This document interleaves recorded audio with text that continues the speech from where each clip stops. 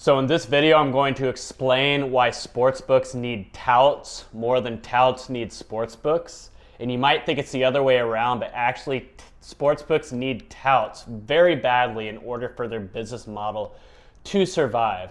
Now, the problem with the way a sportsbook operates is that it is not a sustainable business.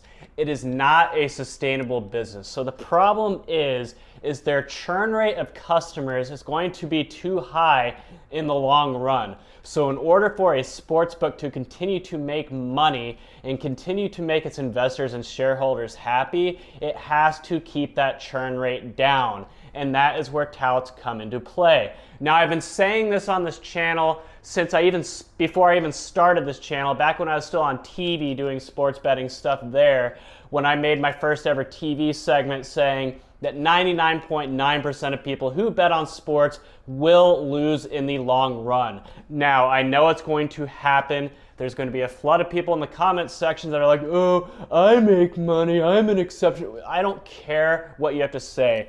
I know what you're going to say, oh, I make money arbitrage betting. This is not about arbitrage betting. 99.999% of people who sign up for a sportsbook are not going to do it to arbitrage. They're not going to open up 20 different sports betting accounts across 20 different books and have 20 different deposits in order to arbitrage bet. That's just not what happens. The average person does not have the time or the money or the patience or the luck to do that. So I'm talking about the average person who deposits money into a sportsbook is going to lose money in the long run. Pretty much everyone who does that. And that's why the sportsbook model is not sustainable, because sportsbooks cannot operate when people eventually wise up and realize, oh, this isn't working out. I'm losing money. The juice is not worth the squeeze. I am not going to bet on sports anymore. They have to find a way to keep these people on the hook for a little bit longer. And that's where touts come in. Now, the tout, their value to the sportsbook is going to be the tout sells the dream. Again, the tout, it sells the dream.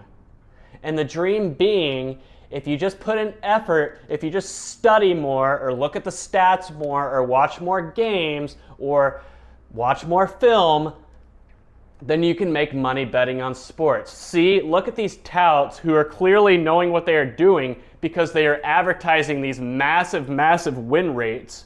Look at these touts.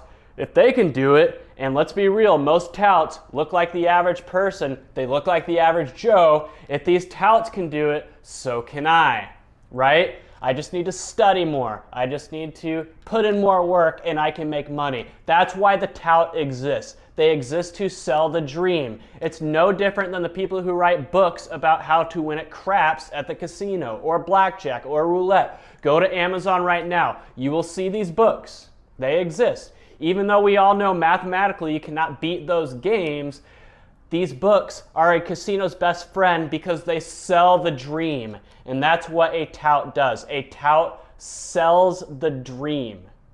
And if a tout can sell the dream, that means the person who bets on sports can stay on the hook a little longer, make another deposit, bet more, stay a customer a little bit longer. And that's why sportsbook need touts in the long run.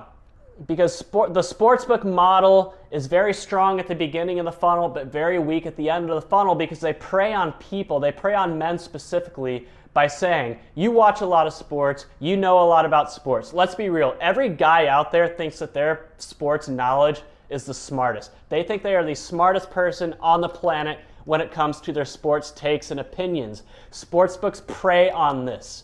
It's very easy to attract a person to a sportsbook to start betting, but it's very difficult for a sportsbook to keep most people on the hook once they realize I cannot win. No matter what I do, I keep losing. Most people outside of problem gamblers wise up and stop. That's why this is unsustainable. They need touts to sell the dream. That's why I think a lot of sportsbooks pay touts to keep them in business via affiliate links. I don't think, I know because I've seen it firsthand. Go to the Westgate in Las Vegas. When I lived in Las Vegas, I would see these touts be given like red carpet VIP treatment by the Westgate. Why do you think that is? Why would the Westgate give these scummy, scammy touts such favorable treatment? It's because they know they bring business by selling the dream. And also they bring business by having their paying customers come in and bet at the sportsbook. But the biggest value that a sportsbook has for a tout is to sell the dream. And that's why the two are in a symbiotic relationship, and the two cannot exist without the other. I mean, this goes all the way back to the horse track days, and the tout with the toothpick in his mouth, flipping a nickel. Same concept. The horse tracks needed those touts who had the inside tips about which horse was going to win that day. Those touts help sell the dream, get people to the horse track, and bet money. And now you know the truth about touts and sportsbooks and why the two can't exist without each other. They need both. Both need each other to survive. It's like a pistol shrimp and a goby. If you don't know what that is, look it up. It's called a symbiotic parasitic relationship. If you like this video, go ahead and hit the like button, hit the subscribe. Honestly, I don't care either way. I make these videos because I enjoy them, not because I want to gain a large YouTube following and make a lot of money, more for my personal enjoyment. But I'm not going to stop you from hitting the like button and subscribe. This is me, William Leese. I will see you next time.